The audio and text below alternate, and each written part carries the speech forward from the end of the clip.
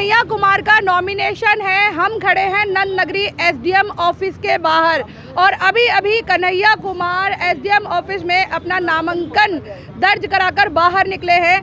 यहाँ हमारे पीछे आप देख रहे होंगे कांग्रेस के बहुत सारे कार्यकर्ता खड़े हुए हैं, जिनसे हम बात करेंगे कि कन्हैया कुमार ही क्यों। जी बताइए हमें, आज कन्हैया कुमार ने नॉमिनेशन भरा है तो क्या लगता है आपको? इतने सारे प्रत्याशी उत्तर पूर्वी दिल्ली से अभी तक नामांकन भर चुके हैं, तो आपको वहाँ पे कन्हैया कुमार कहाँ दिखते हैं?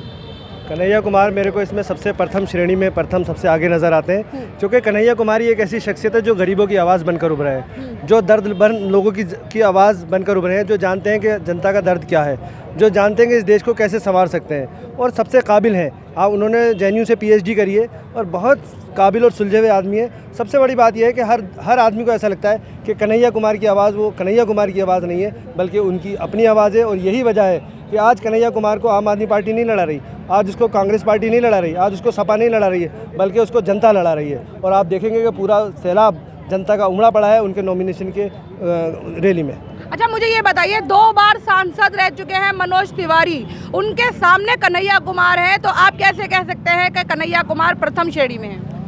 2 बार का सांसद बनना और किसी के अंदर काबिलियत होना वो दोनों अलग अलग चीज़ें हैं। सांसद बनना तो किसी की कृपा दृष्टि है तभी तो सांसद बने हैं ना, वो काबिलियत से नहीं बने, वो तो जो है कृपा दृष्टि हो गई मोदी जी की, उससे बन गए। लेकिन अब जनता उनके सामने खड़ी है, अब बन के दिखाएं वो कि कैसे जीतेंगे। और जैसे मैंने कहा कि कन्हैया जी से दो बातें कर लें, कन्हैया जी के साथ मनोज तिवारी 2 बातें कर लें तो समझ में आ जाएगा किसकी काबिलियत कितनी है। और कन्हैया जी जो है वो तमाम, मैंने कहा कि गरीबों की आवाज़ है, और ये काबिलियत से ऊपर उठकर भी जो आदमी यहाँ से फील करता है, यहाँ से महसूस करता है कि दर्द क्या है और भुखमरी क्या होती है। कन्हैया एक गरीब घर से है, गरीब परिवार से है, वो करोड़पति आदमी नहीं है जिनकी 20-20 गाड़ियाँ और वो घूम रहे हैं। वो जानते हैं गरीबों का दर्द क्या है। आज देखिए नॉमिनेशन के अंदर वो पैदल यात्रा कर रहे हैं, वो जानते हैं कि गरीब आदमी पैदल, उसके पास गाड़ियाँ नहीं होती हैं, उसके पास इतने पैसे नहीं होते, तो पैदल ही काम करते हो। कन्हैया जी उसी पैदल तरीके से गांधी जी की पद चिन्हों पे चलते हुए यहाँ पे नॉमिनेशन करने आए हैं। लेकिन आप जो ये बड़ी बड़ी बातें हमेशा कांग्रेस की तरफ से आती हैं, बड़े बड़े वादे करती है हर बार। पिछले चरण के जो चुनाव हुए थे तब भी हमने यही सुना था कि जी कांग्रेस जीतेगी, कांग्रेस आएगी,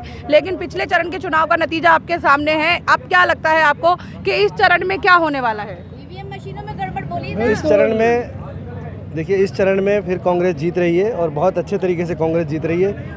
बहुत सारे लोग इसके अंदर जो मिसयूज़ कर रहे हैं, सत्ता का दुरुपयोग कर रहे हैं, वो सत्ता का दुरुपयोग ही उनको जिता रहा है, बल्कि उन्हें जनता नहीं जिता रही है। आपने देखा उत्तर प्रदेश के अंदर जब चुनाव हो रहे थे तो बहुत सारे लोगों को, एक विशेष समुदाय के लोगों को वोट डालने तक नहीं दिया जा रहा था। तो क्या ये सत्ता का दुरुपयोग नहीं था?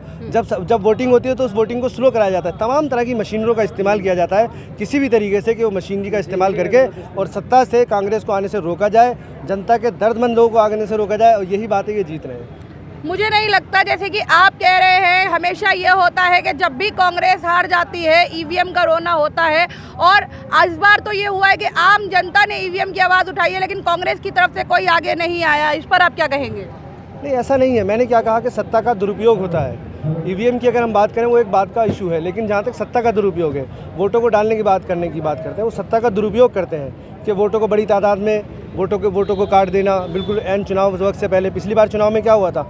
बड़ी तादाद में लगभग 25 से 30% लोगों के वोट ही काट दिए गए। आप बताइए, जब चुनाव आयोग इतना चुनाव का जागरूकता फैलाई जा रही है, तमाम लोग वोटों के लिए, वोट डालने के लिए आतुर हैं, बेचैन है, उसके बावजूद अगर वोट परसेंटेज डाउन हो रही है तो ये क्या बात का संकेत है? इस बात का संकेत है कहीं ना कहीं मशीनरी का दुरुपयोग हो रहा है। अच्छा एक चीज़ मुझे बताइए, यहाँ मोदी गारंटी दे रहे हैं वो, तो यहाँ आपकी तरफ से भी एक गारंटी कार्ड इशू किया गया है मैनिफेस्टो में, तो क्या लग रहा है आपको कि मोदी गारंटी के आगे कांग्रेस की गारंटी कितना टिकेगी? मैं आपको बता रहा हूँ कि कोई गारंटी नहीं है कांग्रेस की। कांग्रेस का कार्य बोलता है, और कांग्रेस पिछले 70 सालों में जिस तरह से उसने काम करे हैं, वापस उन्हीं कामों को, उसे हम गारंटी कह लें या लोगों के बीच में जो भरोसा है, जो कांग्रेस का भरोसा है, उसको बता रही है कि ये कमियां हैं और इन कमियों को आके कांग्रेस दूर करेगी। 25 चीज़ें अपने मैनिफेस्टो में कांग्रेस ने शामिल करी हैं, जिसमें न्याय है, खासतौर से महिला के सशक्तिकरण की अगर बात करती है कांग्रेस, युवाओं को रोज़गार देने की बात करती है, देश के अंदर न्याय और इंसाफ की बात करती है। ये तमाम चीज़ें कांग्रेस ने इसमें करी हैं, और उन चीज़ों को कांग्रेस जो है वो गारंटी के रूप में ला रही है। और मोदी जी की जो गारंटी है वो गारंटी कुछ नहीं है, वो केवल जुमले हैं, और जुमलों को इस बार जनता पूरी तरीके से नकार रही है। आप कन्हैया कुमार के साथ अंदर थे जब नामांकन भरा था उन्होंने, तो क्या लगा आपको कि कन्हैया कुमार अंदर जब थे तो नर्वस थे या क्या उत्साह था, वो बताइए, कैसा माहौल था अंदर? अंदर पहले तो जो चुनाव कमीशन की जो भी रूल एंड रेगुलेशन थे सबने वो बाकायदा फॉलो किए गए। जो 4 लोगों के लिए कहा गया था, 4 लोग में गोपाल राय जी और कन्हैया कुमार जी अंदर गए थे और 1-2 लोग और थे। लेकिन जोश की अगर बात है, भरपूर जोश था वहाँ। और भी मीडिया के लोग थे, वो बहुत उन्होंने कोशिश करी कि भाई हमें इंटरव्यू लें, लेकिन कन्हैया जी अपना जो शांतिपूर्वक जो कानूनन जो प्रक्रिया थी उसको अपनाते हुए फिर वो अपना बाहर आए। अब वो रैली लेके मतलब जो भी उनके अभी जोश आपको उस रैली में दिख जाएगा 5 मिनट में। अच्छा, मैंने अभी पिछले दिनों अभी मैं कवर कर ही रही हूँ, जब से नामांकन भरे जा रहे हैं, मैंने देखा है कि कई बार फॉर्म, जो पढ़े लिखे लोग भी हैं उनसे फॉर्म भरने में या फिर दस्तावेजों में गलतियाँ हो जाती हैं। तो यहाँ क्या पहली बार में ही अटेम्प्ट क्लियर हो गया? देखिए, फार्म आप चुनाव कमीशन को अगर ब्लैंक भी देंगे वो उसे एक्सेप्ट करेगी। वो जब स्क्रूटनी होती है उसमें वो रिजेक्ट करती है। जो ये फार्म भरा गया था, ये बाकायदा एक चीज़ को देखते हुए, एक कॉलम को देखते हुए भरा गया है और इसमें किसी भी तरह की कोई कमी नहीं थी। कमी या बेईमानी? कमी नहीं थी, बेईमानी तो फिर मशीनरी का प्रयोग जो है वो सत्ता पक्ष करता है ना। हमारी तरफ से तो पूर्ति है कागजों की, हर चीज़ की। और फिर भी अगर हमारे साथ कोई दिक्कत होती है, हमें एक डेफिनेंसी फॉर्म आता है कि इसमें कोई कमी, आप उसको 24 घंटे पूरा कीजिए। हमें भी इस तरह का फॉर्म मिला नहीं है, तो हमारा फॉर्म ठीक ठाक है। मतलब आप कह रहे हैं कि नॉमिनेशन जो है वो हो चुका है कन्हैया कुमार जी का? नॉमिनेशन हो गया, बहुत जोश और बहुत बढ़िया से हुआ है, बहुत अच्छा नॉमिनेशन हुआ है। क्या लग रहा है कि दिल्ली में, उत्तर पूर्वी दिल्ली में हम खड़े हैं इस टाइम पे, तो कैसा माहौल है और क्या लग रहा है चुनाव पे कितना असर पड़ेगा? बहुत उत्साह है और कन्हैया कुमार, जैसा कि आप नारे से भी समझ सकते हैं कि लड़ेगी दिल्ली, जीतेगा इंडिया। और बहुत ज़ोरों से आम आदमी पार्टी गठबंधन, इस इंडिया गठबंधन के साथ है और कन्हैया कुमार को भारी मतों से जिताने जा रही है, क्योंकि ये जन जन की लड़ाई है, देश को बचाने की लड़ाई है, संविधान को बचाने की लड़ाई है। लोकतंत्र पे जो खतरा आ रहा हो, ऐसे लोगों को नेस्तनाबूद करने की लड़ाई है। और किसानों को अधिकार, जो दुगनी आय करने का वादा किया था, किसानों को अधिकार दिलाने की लड़ाई है। महिलाओं को अधिकार दिलाने की लड़ाई है। जो नारी की सुरक्षा की बात करते हैं, वो हमारी नारी शक्ति, जो हमारे देश का गौरव है, जिन्होंने मेडल लाए जो भारत के लिए, उनको कैसे कुचलने का काम किया। उनको जब उन्होंने आरोप लगाया तो उसके लिए उसकी कोई जांच नहीं कराई गई। नारी शक्ति की आप बात कर रहे हैं, तो मोदी जी ने भी तो कहा है बेटी बचाओ बेटी पढ़ाओ। देखिए, कुछ पर्सनल हो जाएगा। जो शख्स अपनी बीवी को इंसाफ नहीं दे सका, वो देश की नारी को क्या कैसे कह सकते हैं कि उनकी शादी हुई है? अभी तक कोई सबूत है क्या आपके पास? बिल्कुल बिल्कुल बिल्कुल सबूत है, आपको मिल जाएगा, सब कुछ मिलेगा आपको। ये तो आप आरोप प्रत्यारोप की बात कर रहे हैं। आरोप प्रत्यारोप अब मैं पर्सनल हो जाएगा ना, वही तो मैं कह रहा हूँ। आप किसी नारी से पूछ लीजिए, वो बता देंगे। जो अपनी बीवी को इंसाफ नहीं दे पाया, क्या वो भारत की महिला को इंसाफ दे पाएगा? कहते हैं उन्होंने शादी नहीं की है, वो झूठ बोल। फिर वही वाले उनके जुमले चलते हैं ना। 2014 में चले जुमले, 19 में चले, अभी 24 में नहीं चलेंगे जुमले। जब तक चलते रहे मोदी जी के, तब तक उनकी सरकार बनती रही। लेकिन ये 24 में जुमले समाप्त हो चुके हैं।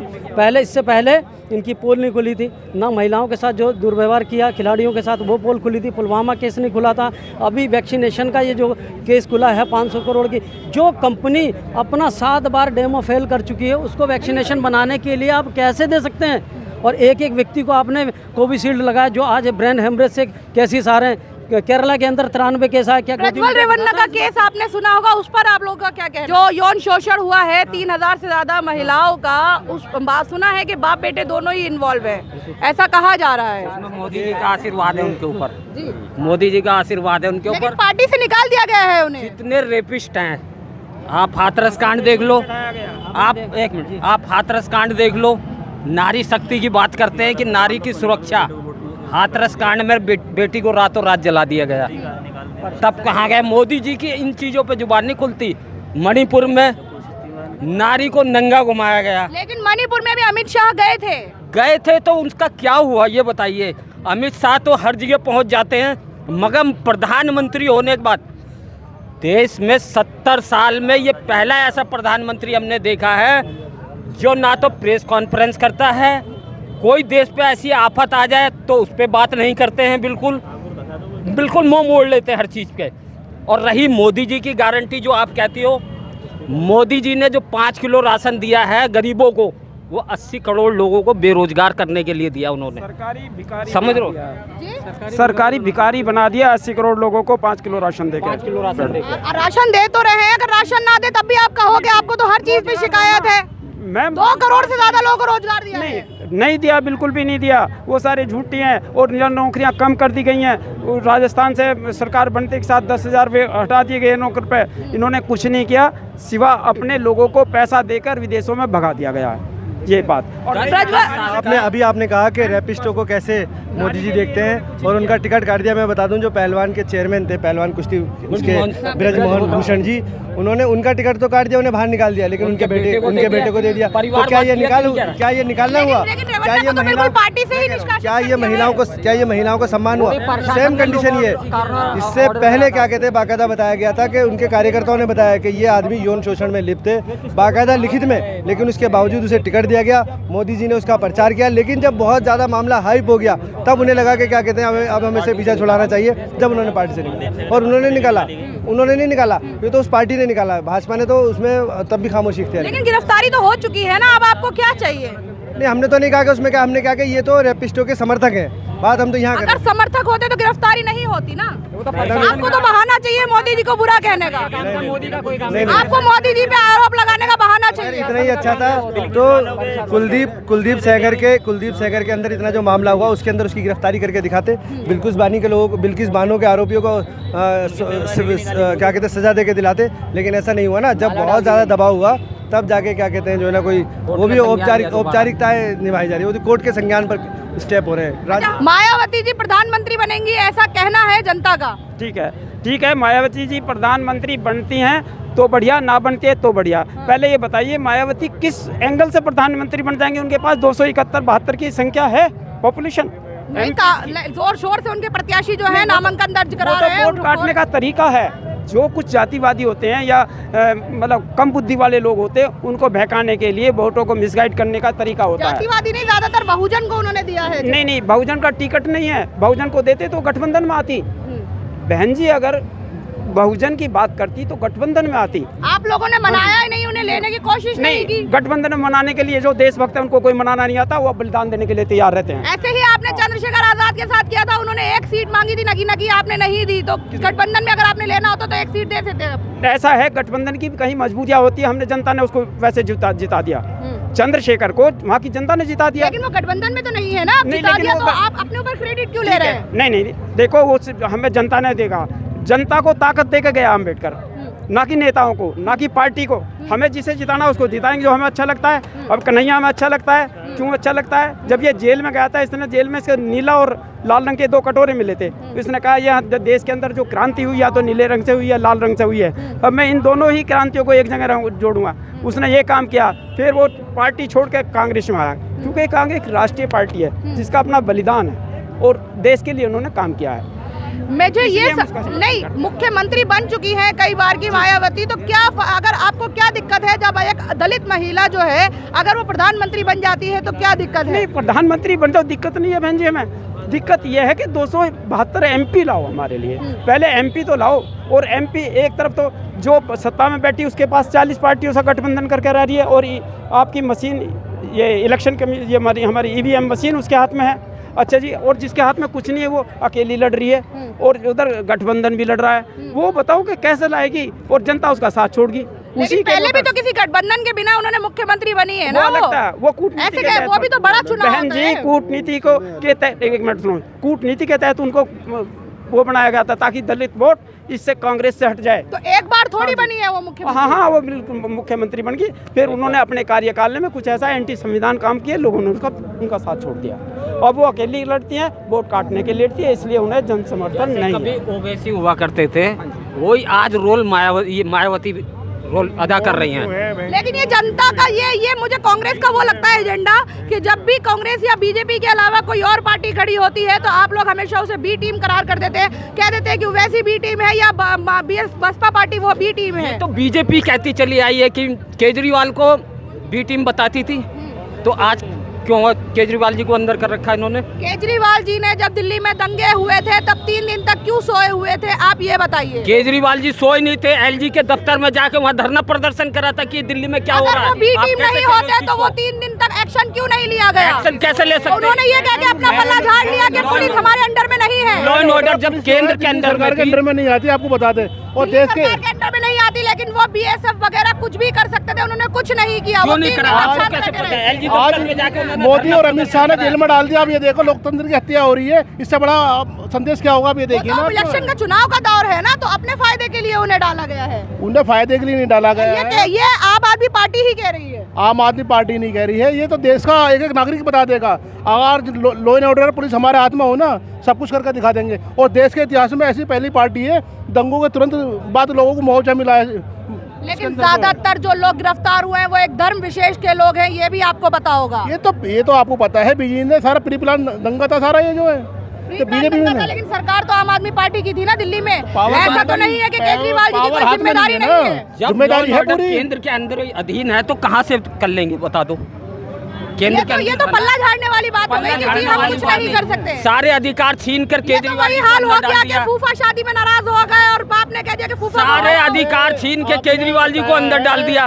डाला नहीं डाला? वो अब डाला है ना। वो डाला। शुरू आज से तक बता दो, केजरीवाल जी बीजेपी के साथ ही मिले हुए हैं। 70 साल में साथ में मिले होते तो जेल में नहीं होते। अगर बाहर कोई होते। देश में मुकाबला कर रहा है तो अरविंद केजरीवाल मोदी का मुकाबला कर रहे हैं। आप ये देखिए, पहले तो कांग्रेस भी अरविंद केजरीवाल को कल पूरा कहती, जब से गठबंधन हुआ है तब से साथ में हुआ। ये तो- जबकि आपने ये भी देखा होगा गठबंधन के बाद भी जब लवली जी ने कितना वो किया था। आरोप प्रत्यारोप तो लगते रहते हैं, मगर ये जो ना चुनाव जो गठबंधन का, ये देश बचाने का, संविधान बचाने का, लोकतंत्र बचाने का चुनाव है ये जो है। आरोप प्रत्यारोप की बात करें तो यहाँ पे लवली जी कल भाजपा में शामिल हो गए हैं। लवली वो जी का तो तो पहले भी एक बात छोड़ो। बताइए, लवली जी 3 दफा शिक्षा मंत्री बने, वो कांग्रेस ने बनाया, ठीक है।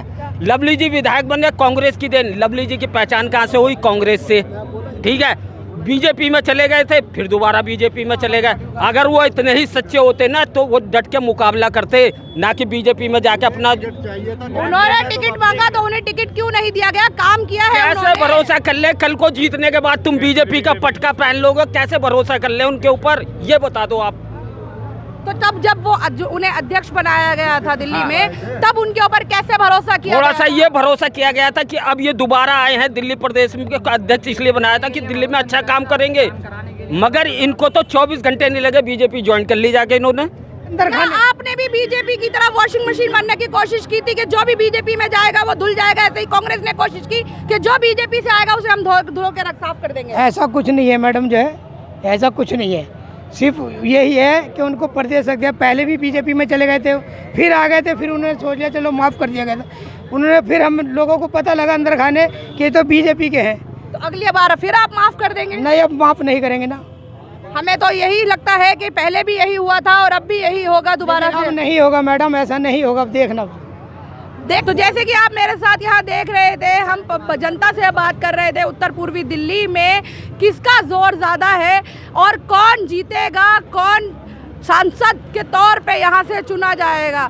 लोग कह रहे हैं अब की बार कन्हैया कुमार। आपका इस बारे में क्या कहना है? हमें कमेंट करके ज़रूर बताइए। धन्यवाद।